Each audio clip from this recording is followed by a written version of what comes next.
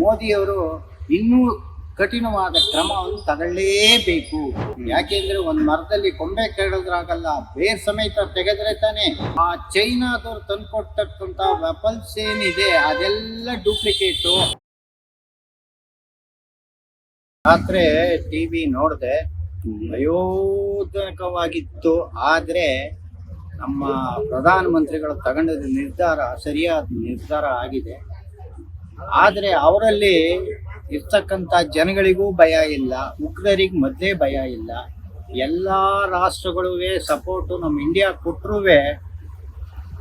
ಆ ಉಗ್ರರನ್ನ ಬಡದು ಹಾಕೋಕ್ಕೆ ಇಲ್ಲ. ಇವತ್ತು ಬೆಳಗ್ಗೆ ಟಿವಿ ನೋಡಿ, ಟಿವಿಲಿ ಬಂತು, ಅಲ್ಲಿ ಜನಗಳೇ ಹೇಳಿದ್ದಾರೆ ಏನಂತ ಅಂದ್ರೆ, ಉಗ್ರರನ್ನ 4 ದಿನ ಹಿಂದೆನೆ ನಮಗೆ ಗೊತ್ತಾಯ್ತು, ಅಲ್ಲಿರ್ತಕ್ಕಂಥ ಮಸೀದಿಲಿ ಟ್ರೈನಿಂಗ್ ಕೊಡ್ತಾ ಇದ್ದವ್ರನ್ನೆಲ್ಲ ಶಿಫ್ಟ್ ಮಾಡಿದ್ದಾರೆ ಅಂತ ಮೆಸೇಜ್ ಬಂತು. ಇವತ್ತು ಟಿವಿಲಿ ಬಂತು. ಅದ್ ನೋಡಿ ಬೇಸರ ಆಯ್ತು. ನಮ್ಮ ಒಂದು ಗುರಿ ಏನಿತ್ತು ಆ ಗುರಿ ತಲುಪ್ತಾ ಇಲ್ವಲ್ಲ.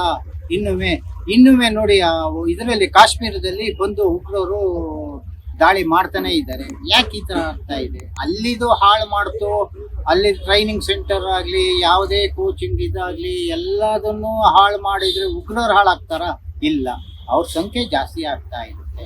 ಇಷ್ಟೊಂದು ಹೇಳಿ ಬಯಸ್ತೀನಿ. ಆದ್ರೆ ಮೋದಿಯವರು ಇನ್ನೂ ಕಠಿಣವಾದ ಕ್ರಮವನ್ನು ತಗೊಳ್ಳೇಬೇಕು. ತಗೊಂಡು ಇಲ್ಲಿ ಆಗ್ತಾ ಇರತಕ್ಕಂತ ಅನ್ಯಾಯನ ಸರಿಪಡಿಸ್ಬೇಕು ಅಂತ ಹೇಳಿ. ಯಾಕೆ ಸರ್ ಪ್ರತಿ ಸಲ ಈಗ 2ನೇ ಸಲ ಸೋತರು, 3ನೇ ಸಲ ಮತ್ತೆ ದಾಳಿ ಮಾಡ್ತಾರೆ? ನೋಡಿ, ಉಗ್ರರಿಗೆ ದಾಳಿ ಅನ್ನೋದು ಸರಿ ಸಾಮಾನ್ಯವಾಗಿರುತ್ತೆ. ಅವರಿಗೆ ಒಂದ್ಸಲಿ 2 ಸಲ ಹಿಂಗ್ ಬರಬಾರ್ದು ಹೋಗ್ಬಾರ್ದು ಅನ್ನೋ ತರ ಏನಿಲ್ಲ. ಅದು ಅವ್ರು ಬರ್ತಾನೆ ಇರ್ತಾರೆ, ಅವರು ಮಾಡ್ತಾನೆ ಇರ್ತಾರೆ. ಯಾಕೆ ಅಂದ್ರೆ ಅವರಿಗೆ ಟ್ರೈನಿಂಗ್ ಕೊಟ್ಟವ್ರು, ನಿಮ್ ಟ್ರೈನಿಂಗ್ ಯಾವ ತರ ಇದೆ, ನೀವು ಹೋಗಿ ಮಾಡಿ ಅಂತ ಅಲ್ಲಿದು ಚೀಫು ಯಾರು ಇರ್ತಾರೋ ಅವ್ರು ಹೇಳ್ತಾರೆ. ಆದ್ರಿಂದ ಇದು ನೆವರ್ ಎಂಡ್ ಪ್ರಾಬ್ಲಮ್. ಇದನ್ನ ಕಿತ್ತು ಒಗಿಬೇಕು ಅಂದ್ರೆ ಅಲ್ಲಿ ಇರ್ತಕ್ಕಂಥ ಮಸೀದಿಗಳನ್ನ ಕಿತ್ತು ಹೊಡೆದಿದ್ದಾರೆ. ಅಲ್ಲಿರ್ತಕ್ಕಂಥ ಬಾಸ್ಗಳು, ಹೆಡ್ಡು, ಅವ್ರಗಳನ್ನ ಯಾರು ನಿರ್ನಾಮ ಮಾಡಿಲ್ಲ. ಅವ್ರುಗಳು ಇನ್ನೂ ಬೆಳೆಸ್ತಾರೆ. ಯಾಕೆಂದ್ರೆ ಒಂದ್ ಮರದಲ್ಲಿ ಕೊಂಬೆ ಕೆಡೋದ್ರಾಗಲ್ಲ, ಬೇರ್ ಸಮೇತ ತೆಗೆದ್ರೆ ತಾನೆ ಆಗೋದು. ಬೇರ್ ತೆಗಿಬೇಕು. ತೆಗಿಕೆ ಇವ್ರು ಕಠಿಣವಾದ ಕ್ರಮವನ್ನು ತಗೋಬೇಕು. ಇನ್ನೊಮ್ಮೆ ಇಷ್ಟು ಸರ್, ಪಾಕಿಸ್ತಾನ ಏನಕ್ಕೆ ಯುದ್ಧ ಮಾಡಿದ್ರೆ ಅಂದ್ರೆ ವಾರ್ ಮಾಡ್ತಿದ್ದಾರೆ ಅಂತ ಅನ್ಸುತ್ತೆ. ಅಲ್ಲಿ ಯಾವುದೇ ಸಾರ್ವಜನಿಕರಿಗೆ ಏನು ತೊಂದರೆ ಆಗಿಲ್ಲ. ನೋಡಿ, ಪಾಕಿಸ್ತಾನಕ್ಕೆ ಯಾಕೆ ನಮ್ಮ ಇಂಡಿಯಾದವರು ಮಾಡ್ತಾ ಇದ್ದಾರೆ ಅಂದ್ರೆ, ಈ ಉಗ್ರರು ಕಾಶ್ಮೀರಕ್ಕೆ ಬಂದು ಅವರು ನೋಡಿಯೋದು, ಇವರು ನೋಡಿಯೋದು, ಮಿಲಿಟರಿಯವ್ರನ್ನ ಹೊಡೆಯೋದು, ಮುಸ್ತ್ಕೊಂಡು ಬರೋದು, ಇದೆಲ್ಲ ಮಾಡ್ತಾ ಇದ್ದಾರೆ. ಇದನ್ನು ನೋಡಿ ನೋಡಿ ನೋಡಿ ನಮ್ಮ ಇಂಡಿಯಾದವರು ಇಲ್ಲಿವರೆಗೂ ನೋಡಿ ನೋಡಿ ಸಾಕಾಗೋಗಿದೆ. ಅದಕ್ಕೆ ಬಂದು ಅವ್ರ ಮೇಲೆ ಯುದ್ಧ ಮಾಡಲೇಬೇಕು. ನಾವು ಸುಮ್ಮನೆ ಎಷ್ಟು ದಿನ ಅಂತ ಹೀಗೆ ಕೂತ್ಕೋಬೇಕು ಅಂತ ನಿರ್ಧಾರ ತಗೊಂಡು ಮೋದಿಯವರು ನುಗ್ಗಿರೋದೆಲ್ಲ ಸರಿ. ಆದ್ರೆ ಅದನ್ನ ಬೇರ್ ಸಮೇತ ಕಿತ್ತ ಹಾಕೋದು ಮಾತ್ರ ಅದನ್ನ ಮರಿಬಾರ್ದು.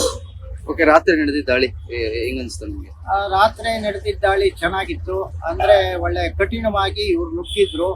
ಅವ್ರಿಗೆ ಅಷ್ಟೊಂದು ಅಸ್ತ್ರಗಳು ಬೇಕಿತ್ತಿಲ್ಲ ಅಂತ ಅನ್ಸುತ್ತೆ. ಯಾಕೆ ಅಂದ್ರೆ ಅವರಲ್ಲಿ ನೋಡಿ,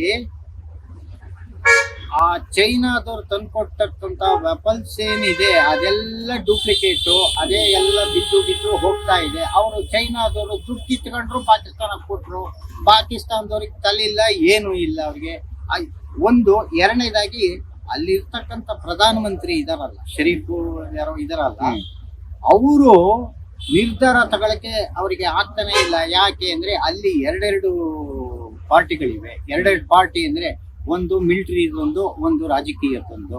ಇಲ್ಲಿ ನಮ್ಮ ಇಂಡಿಯಾದಲ್ಲಿ ಏನೇ ಆದ್ರೂ ನಮ್ಮ ಪ್ರಧಾನ ಮಂತ್ರಿಗೆ ತಗೊಳ್ಳೋ ಅರ್ಹತೆ ಇದೆ, ಅವ್ರು ತಗೋತಾರೆ.